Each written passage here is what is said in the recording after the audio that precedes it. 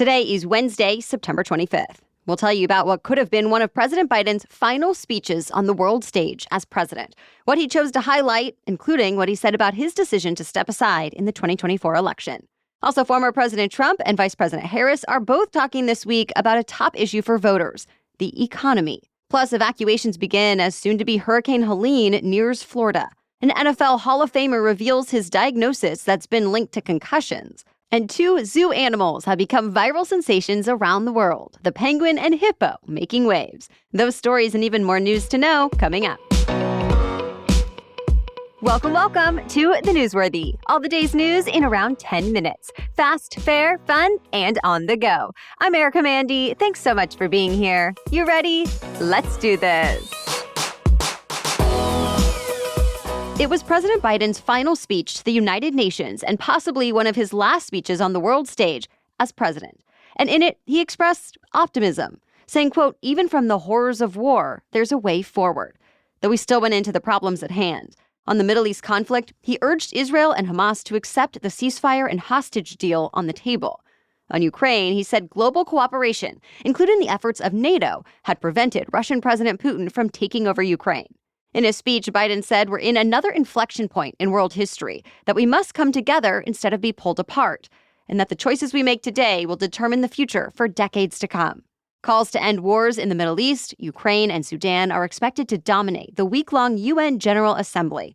The gathering brings leaders from across the globe to New York City, though the heads of China, Russia, and North Korea are not there. Still in a room that included monarchs, dictators, and authoritarians, Biden highlighted a need for leaders to represent the people, saying that's more important than staying in power. And with that, he referenced his own decision to step aside in the 2024 race for the White House, saying after 50 years of public service, including being president, which he called the honor of his life, it was time for a new generation of leadership to take the nation forward. One of the top issues in the 2024 presidential race has been the economy. And this week, it seems both candidates are promoting their positions. Former President Donald Trump told supporters in the battleground state of Georgia yesterday that he would take manufacturing jobs and factories from other countries, including China and some U.S. allies like Germany and South Korea. Trump says he would lure companies to the U.S. with lower taxes for corporations and fewer regulations. And for those that don't move to the U.S., Trump would place big tariffs on goods coming into America from other countries. Trump and his allies say that type of action on trade is necessary to protect American jobs and industries. Though some economists say it could boost inflation as the cost of tariffs get passed on to customers. In fact, yesterday, Vice President Kamala Harris's campaign highlighted an open letter from more than 400 economists and policy experts who endorsed her. And today, Harris is set to make a major speech on the economy in the battleground state of Pennsylvania. Harris has said she'll more fully define her vision for what she's been calling an opportunity economy, especially as some voters have wanted to know more about her approach or aren't sure she could make improvements. Reuters reports her proposals will be aimed at helping Americans build and maintain wealth. The Washington Post says she'll call for new federal incentives to spur manufacturing in the U.S., and she'll try to differentiate her plan for targeted tax incentives from Trump's call for tariffs. Before this speech, she's talked about creating more housing, ensuring a child tax credit, and giving more capital to small businesses. Next up, she'll tackle another top issue, immigration. The New York Times reports Vice President Harris plans to stop at the southern border during a trip to the swing state of Arizona on Friday. Though former President Trump continues to criticize Harris for what he sees as the country's failures in stopping illegal immigration. To be continued. Evacuations are now underway and a hurricane warning issued in parts of Florida's Gulf Coast. Residents are getting ready for what's expected to become Hurricane Helene. At last check, it's Tropical Storm Helene, but it is quickly picking up strength. It's expected to make landfall in Florida, possibly as a major Category 3 hurricane tomorrow. And while certain coastal areas will likely be hit the hardest, the large storm system could bring damaging winds and heavy rains to the entire state.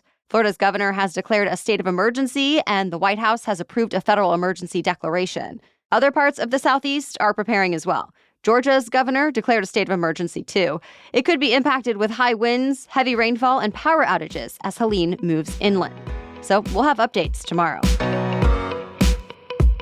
All right, we have more news for you still coming up, including an NFL Hall of Famer's diagnosis, why the Justice Department is suing Visa, and which city is the best for commuters. But first, a quick break for our sponsor.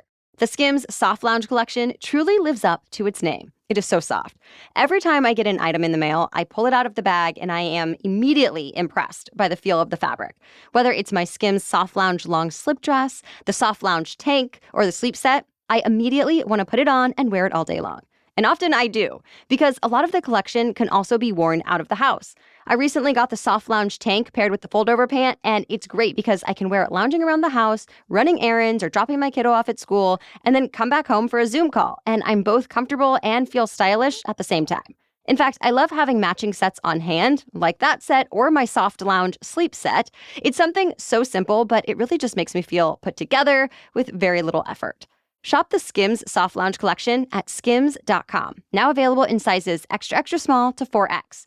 If you haven't yet, be sure to let them know I sent you. After you place your order, select The Newsworthy in the survey and select my show in the drop-down menu that follows. Okay, now back to the news. Hall of Fame NFL quarterback Brett Favre revealed a diagnosis he suggested is linked to the concussions he got as a professional football player. He said he has Parkinson's, and concussions have been linked to an increased risk of the disease. Favre has said before he's probably had hundreds, if not thousands, of concussions. Favre mentioned his diagnosis for the first time publicly during a congressional hearing yesterday. It was related to Mississippi officials accusing him of taking part in a welfare fraud case, helping to divert funds meant for low-income residents to the wealthy and powerful. Favre denied knowing about the fraud and said he was merely lobbying state officials to help fund a concussion drug that he'd invested in. That's when the quarterback pointed out his deep personal interest in the product because of the recent diagnosis. Favre does not face any criminal charges related to this scandal, and his lawyer said he repaid more than $1 million in speaking fees that were funded by the welfare program. The federal government has accused credit card company Visa of running a monopoly that made everyday items across the country more expensive. The Department of Justice says Visa cornered the market on debit card processing fees, a market worth trillions of dollars.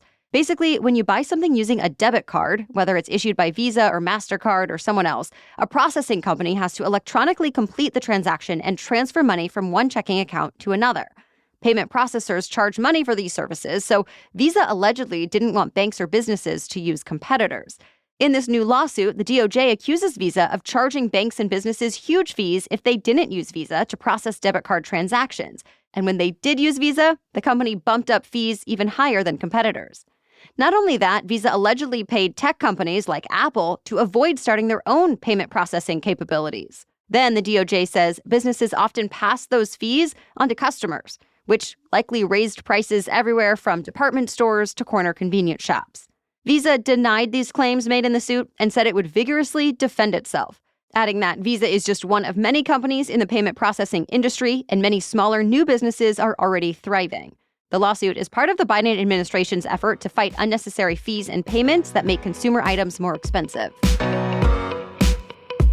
Prosecutors have called it one of the largest financial frauds in history, and now another person has been sentenced to prison for playing a part in it. Caroline Ellison was the star witness in the trial against Sam Bankman-Fried, who ran the cryptocurrency exchange FTX. The company was later exposed for stealing billions of dollars from investors and eventually filed for bankruptcy. Bankman-Fried was sentenced to 25 years in prison, at least in part because of Ellison's testimony against her former boyfriend and boss. She ran a hedge fund associated with FTX. And because of her cooperation with investigators, prosecutors and the judge in the case said she deserved some leniency. But she'll still spend 2 years in prison and was ordered to forfeit $11 billion. She tearfully apologized to everyone hurt in the fraud, while Sam Bankman-Fried is working to appeal his case. A couple of the latest internet sensations are less than a year old. We're talking about a hippo and a penguin, bringing smiles to the faces of millions of people around the world over the past month. First up, a baby hippo born in a zoo in Thailand just a couple of months ago. Her name is Moodang, which translates to bouncing pig, an appropriate name given her cute rolls and jelly-like potbelly. Her popularity is helped by the fact that she's a pygmy hippo, basically a miniature hippo who enjoys the land more than regular hippos. Now there are cars lining up outside the zoo and crowds waiting to see her. Cosmetic brand Sephora is even promoting its blush products in Thailand to achieve the same pink and peachy tone of Moodang's cheeks. She's become a megastar internationally, too. Moodang's feisty personality provides plenty of content for online. She especially loves biting the zookeepers with her big, toothless mouth. Moodang may be queen of social media right now, but she faces cuteness competition from Pesto the penguin. Like Mudang, Pesto is still a baby and is known for his size.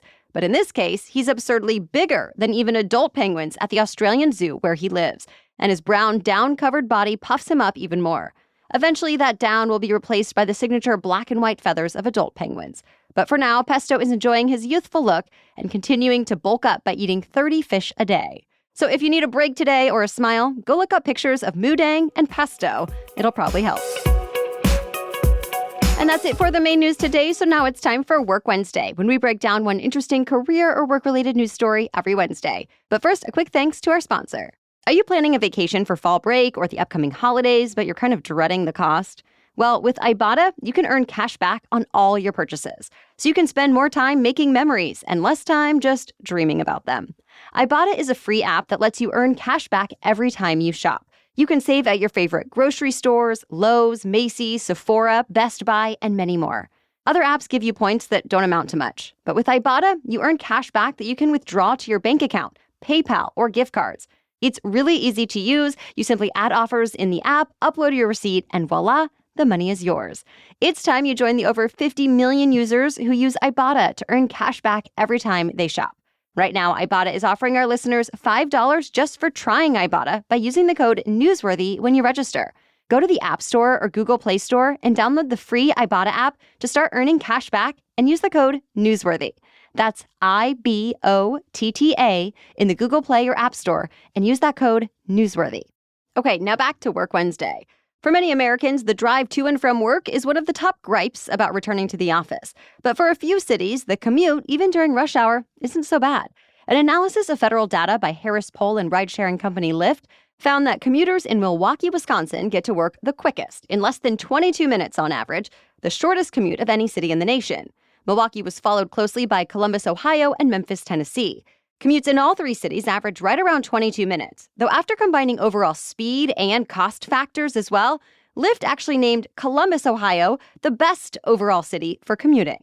There are a lot of reasons people are able to get to work quickly in those cities.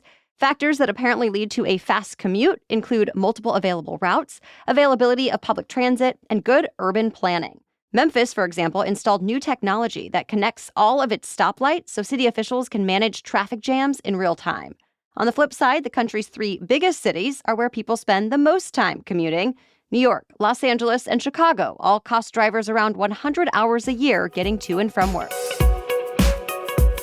All right, thank you so much for listening today. You can further support our work here by becoming a Newsworthy Insider. And as a thank you, you can listen ad-free on any podcast app. Sign up for your free trial today at thenewsworthy.com/insider.